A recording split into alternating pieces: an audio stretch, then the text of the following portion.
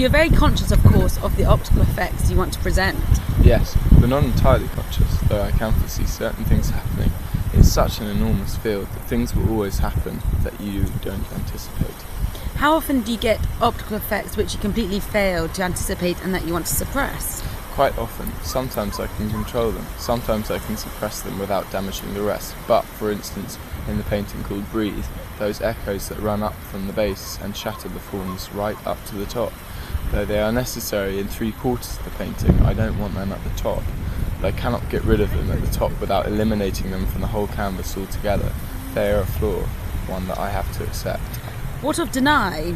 It seems to me that two optical effects happen there. One is that the little ovals, when seen from a certain distance, seem like pieces of reflecting steel, cut out and stuck to the painting, shiny and light-catching. Was that part of the intention? No, it wasn't. Secondly, there's a curious effect when you stand close to the painting of a thick grey mist or smoke between you and the painting. Was that part of the intention? Yes, obscuring, negating it. What else was in your intention? To oppose a structural movement with a tonal movement, to release increased colour through reducing the tonal contrast.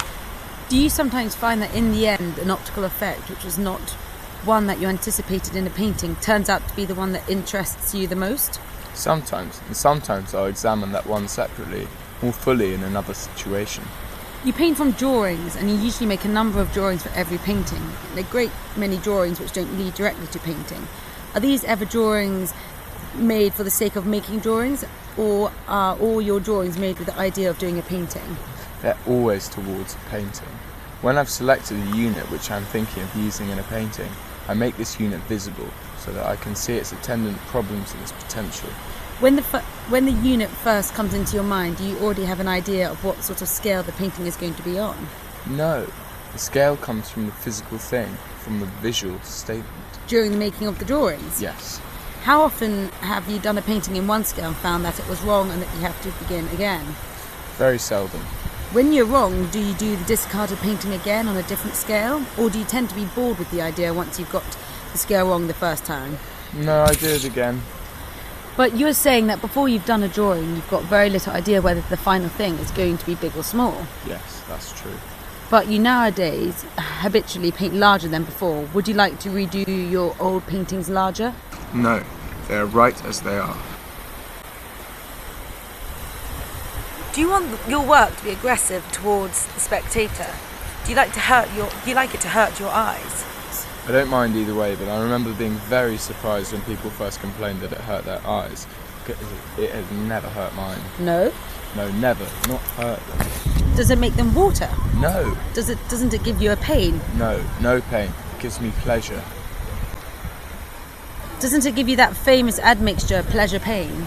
Possibly, in that it is stimulating, an active, a vibrating pleasure. Comparable to what? Running, early morning, cold water, fresh things, slightly astringent, things like this. Certain acid sorts of smells. Really? You enjoy certain acid sorts of smells? Yes, I don't like heavy smells. I like light, buoyant smells. Like ammonia? Oh no, like wood being cut. Yes, but what about wood being cut when the saw gives a sound like a squeaky chalk on a blackboard? I don't mind that. That blackboard sound has never bothered me.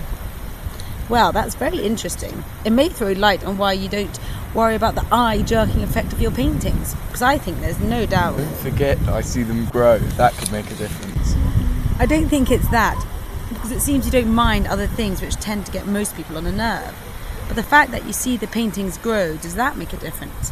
The painting I have, for example, I've had it for years, but it still hurts my eyes. Well, only in that I can never see a painting of mine quite as other people do. Don't they have an optical effect on you, for example? Of course, they certainly do. Now, if they have an optical effect, don't they have an eye-hurting effect also? No, these are different qualities. I don't experience this eye-hurting business, but I experience the optical effect. You see the lines moving to and fro? Yes, but I find that an exhilarating thing, a stimulating sensation, never painfully physically.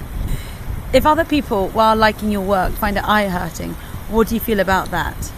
I think it's besides the point. I think this would be a very offhand response, simply to react like that. And I don't see how you could get involved with a painting if you only experience its eye-hurting effect. No, I didn't say I only experienced it as that. I think it's rather like certain music by John Cage and Lamonte Young, which, while one responds to it aesthetically, it nevertheless undoubtedly painful to hear. And there's no getting around the fact that it is painful to hear and that it really produces a noise level or pitch level which makes it in some cases disagreeable. I don't think one ever reaches the stage when this ceases to be an element in one's experience of it. Yes, I see that. But you certainly no aggressive intention towards the spectator, have you? No, not as such. Do you think of your work as aggressive? Not necessarily. I think of there being colossal energies involved in the medium, in the units, intervals, lines. I know that they are high voltage potentially. Does that mean you want the spectator to get something like an electric shock? I want the spectator to experience the power of these elements. For instance, I called one painting static in the sense of field of static electricity. It is visual prickles, but I don't find that a painful or physical thing. It's a quality, as velvety as smooth. As velvet as smooth, so this is a sparkling texture visually. The key to this, I think, is in the actual stuff I am dealing with, the elements themselves. This may strike you as a strange comparison, but I feel when Michelangelo said that he let the figure out of the stone, so I feel I let the energy out of the forms, the elements, via the relationship. Actually, I thought of the painting itself when I was going up a mountain in France, and it was an extremely hot day. I was getting anxious because we were going in a car up a steep, narrow road. Visually it was total confusion, but there was no possibility of understanding the space of this situation. You couldn't tell whether the shimmering shell was near or far, flat or round. One of us said it was like the desert. We found it so alarming that we got out of the car, which was of course intensify the situation, but it was much cooler at the top. And into my mind came the beginnings of static. A mass of tiny glittering units, like a rain of arrows. Do you often get ideas for paintings from visual experience of reality? Occasionally, but in a roundabout way. In that visual experience, all experience of reality adds up to a whole thing, an overall state of being. One might go to a strange city and feel extremely desolate, or might have missed people whom one thought one was going to see, might be oppressed by the city, it might be built out of dark stone. Houses might be very tall, one might feel cold, but this feeling of oppression, those 3 or 4 days could add up to a totally oppressive period. These are the sorts of things that I could recognise later in one of my paintings if I had felt them deeply enough.